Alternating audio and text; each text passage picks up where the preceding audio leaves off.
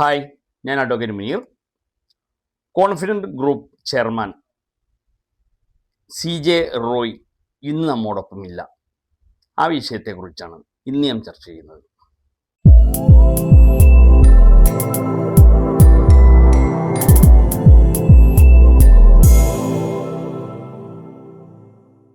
അദ്ദേഹം സിനിമ നിർമ്മാണ രംഗത്ത്, റിയൽ എസ്റ്റേറ്റ്, മറ്റ് ബിസിനസ് രംഗങ്ങളിൽ സജീവ സാന്നിധ്യം തെളിയിച്ച കോടീശ്വരനായ സമ്പന്നനായിരുന്നു. ഞാൻ സിനിമ പൈസയ്ക്ക് ഉണ്ടാക്കുന്ന ആളല്ല. ഞാൻ സിനിമ ഉണ്ടാക്കുന്നത് പാഷന് വേണ്ടിയാണ്. എൻ്റെ ഒരു സന്തോഷം പാഷന് വേണ്ടി ഞാൻ ചെയ്യണേ. അദ്ദേഹത്തിൻ്റെ അകാല മരണത്തിൽ രാഷ്ട്രീയ പകപോക്കലിൻ്റെ ഒരു ചിത്രം തെളിയുന്നു.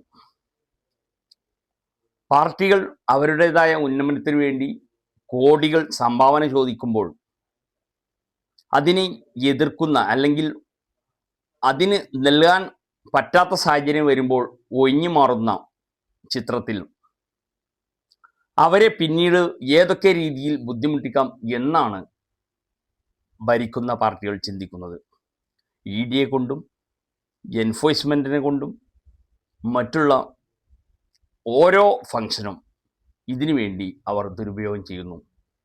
അവരുടെ വീട്ടിലായാലും ഓഫീസിലായാലും മറ്റ് കേന്ദ്രങ്ങളിലും റെയ്ഡ് നടത്തിക്കൊണ്ടും മറ്റുള്ള രീതിയിൽ മാനസികമായി സമ്മർദ്ദത്തിൽപ്പെടുത്തി അവരെ വേറൊരു ലോകത്തിലേക്ക് മാറ്റുന്ന ചിത്രമാണ് നാം കണ്ടുകൊണ്ടിരിക്കുന്നത്.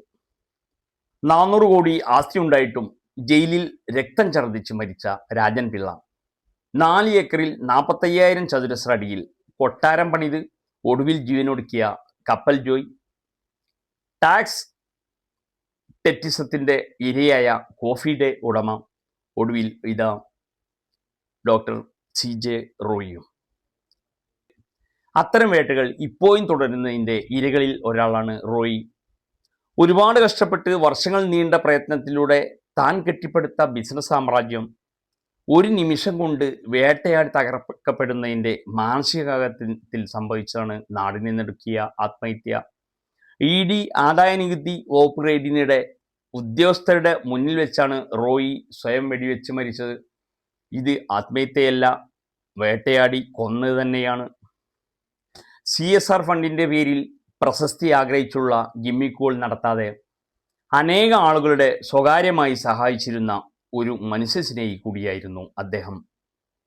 2018-2019 പ്രളയകാലത്തും വയനാട് ഉരുൾപൊട്ടൽ ദുരന്തമുണ്ടായപ്പോഴും ഡോക്ടർ റോയി കാര്യമായ സാമ്പത്തിക സഹായം CMDRFിലേക്കും അല്ലാതെയും നൽകിയിരുന്നു. കോൺഫിഡൻറ്റ് ഗ്രൂപ്പ് പ്രളയം നടന്നപ്പോൾ 50 വീടാണ് കമ്മിറ്റ് ചെയ്തിരുന്നത്. ഇപ്പം അത് ഞങ്ങൾ 101 വീടായിട്ട് മാറ്റി. ഈ 101 വീട് വെറും വാഗ്ദാനമല്ല, 6 മാസം കൊണ്ട് ഈ 101 വീട് ഞങ്ങൾ കംപ്ലീറ്റ് ചെയ്തിരിക്കും. വേട്ടനായികൾക്ക് മുന്നിൽ സ്വയം മരണം വരിച്ച് കീഴടങ്ങി പോകേണ്ട ഒരാളായിരുന്നില്ല ഡോക്ടർ CJ റോയ്.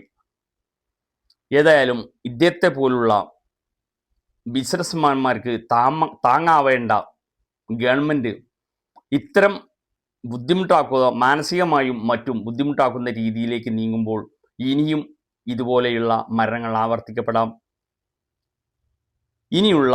ഇങ്ങനെയുള്ള സാഹചര്യങ്ങൾ ഒഴിവാക്കാൻ ഗവൺമെൻറ് പ്രത്യേക ശ്രദ്ധ ചെലുത്തണം എന്നും മറ്റുള്ള എൻഫോഴ്സ്മെൻറ്റ് ഗവൺമെൻറ് അതോറിറ്റികൾ കൈകാര്യം ചെയ്യുമ്പോൾ ശ്രദ്ധ ചെലുത്തി മാനസികമായി തളർത്താത്ത രീതിയിൽ കാര്യങ്ങൾ കൈകാര്യം ചെയ്ത് പോകാത്തിടത്തോളം കാലം ഇത്തരത്തിലുള്ള മരണങ്ങൾ ഇനിയും സംഭവിക്കും. ഏതായാലും മറ്റൊരു വിഷയവുമായി ഞാൻ വീണ്ടും വരാം. ജയ് ഹിന്ദ്, നമസ്കാരം.